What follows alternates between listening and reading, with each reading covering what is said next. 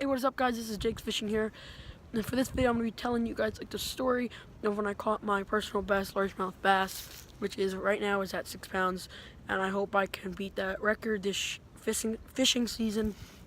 That'll be really cool for me to do that.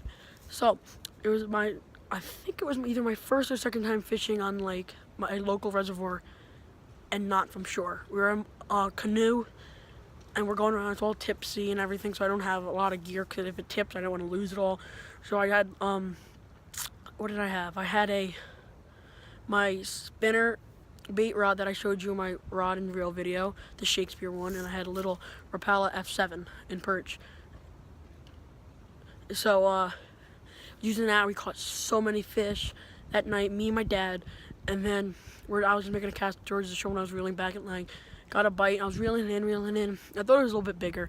I get to the boat, and it's towards the front of the canoe. So my dad took the line and grabbed it, because we're all catching like small ones, decent sized ones tonight.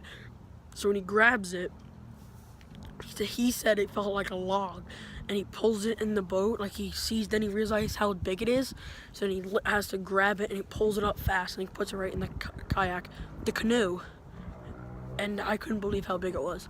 It was amazing to me. And then we didn't even have a scale on the boat, so we're like kind of like halfway across the lake, kind of. So my dad had to row as fast as he can to the other side so we can get the weight of the fish and get the fish back in the water as fast as we can. So we got it. It weighed 6 pounds, and its length was 21 inches.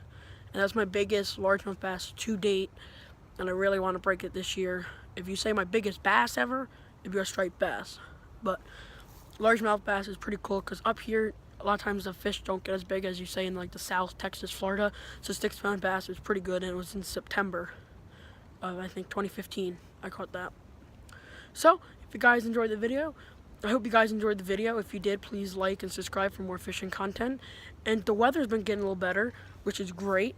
The ice has been melting, so I hope to get fishing in my local reservoir and everywhere else soon, get more better, just get some good fishing videos coming out in the near future. So hope you guys have a great day, and I'll see you in the next video. Hey guys, what's up? This is Jake's Fishing here. For this video, I'm going to be telling you guys about how I caught my smallmouth bass.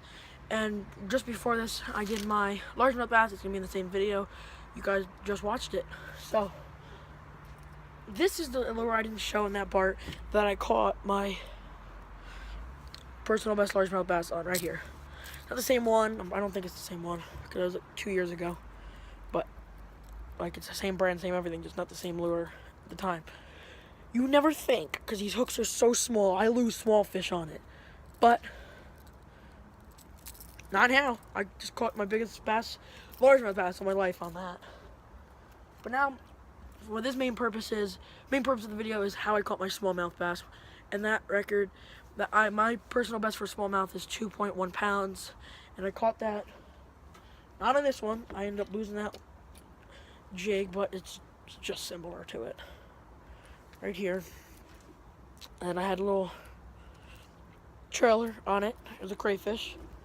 So then, that day when fishing, I don't think I've ever...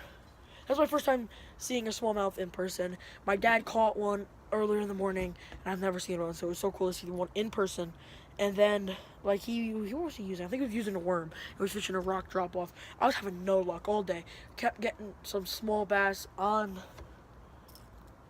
This is the F7. I think I was using the F9 that day at the lake when I caught my smallmouth, and I lost a bass. I'm like, finally I got one, and then I lost it. So it was getting annoying. I wasn't catching any. I was just trying to fish and try to get one. So we moved back to the back of the cove, and then I'm just sitting there, not with this rod. This is just what I have it on for right now. It's my little Shakespeare one, and I just kept flipping it. We're not flipping. I was just casting near docks and down by the shore and bringing it back down like a little rock slope, and I got a bite, and I just was so happy. And I set the hook on it. And when I got to the boat, it looked huge. Like, it looked big in the water. I thought it was like a 3-4 pound largemouth bass. It was a small. It wasn't jumping because it was close to the boat when he bit. So when I was doing that, my dad grabbed it and picked it up. He didn't want to lose it because sometimes they spit the hook when they jump. So he grabbed it by the belly and lifted it up. And I was so happy when I caught that, because like I said, I've never caught a smallmouth before, and that was a decent sized smallmouth, 2.1 pounds. So there'll be pictures of my 6-pound largemouth and my smallmouth at the end of the video. And this, I'm get on to smallmouth stories since we're talking about it. I was up at Lake Saratoga using a whopper plopper, and I got this good bite, and then it started jumping and jumping and jumping, and then it turned out to be a big smallmouth. We got to the boat, and he spit the hook.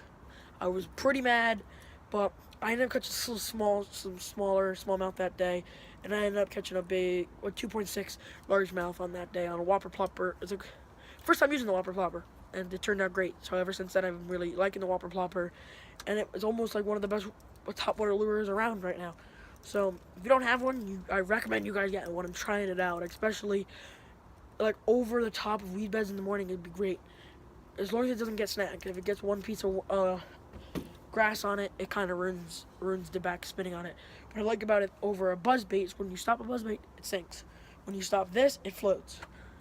So that's like a plus.